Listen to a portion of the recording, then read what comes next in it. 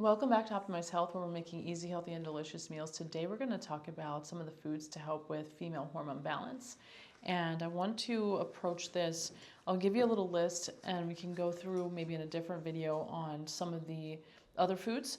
But in general, you're going to be looking for chocolate, dark chocolate, organic, non-GMO soy, sweet potatoes, omega-3 sources like fatty fish, walnuts and flax seeds, bergamot and lavender. And I want to get into the pro-estrogen functions of some of these foods. Then in another video, we'll go over some of the more anti-estrogen, pro-progesterone functions in some of the other foods.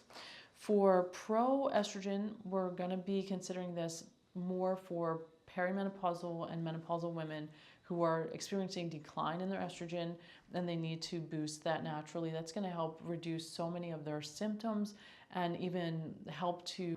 You should talk to your doctor, healthcare provider, or veterinarian to see if any of these recipes, suggestions, or contents of these videos are right for you.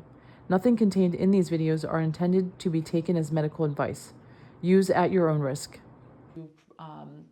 To preserve the health of their cardiovascular system, their musculoskeletal system and muscle mass and bone density, so many things that are important to having enough estrogen in our body.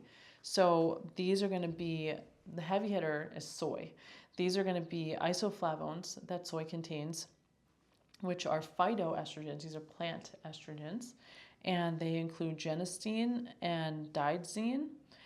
These compounds are converted in our gut microbiome to be more optimal forms that our body can actually use, and these compounds bind to the receptors for estrogen in our body. So then that's going to potentially displace any bad estrogen too. And in our body, when we're creating estrogen, we need to detoxify it and then get rid of it. And a lot of women were struggling with that process. And so in the midst of our body trying to do that function, it's creating estrogens that are not helpful. They're detrimental and potentially causing things like cancer. So that's really helpful to know that this phytoestrogen could potentially displace some of these bad estrogen in our body.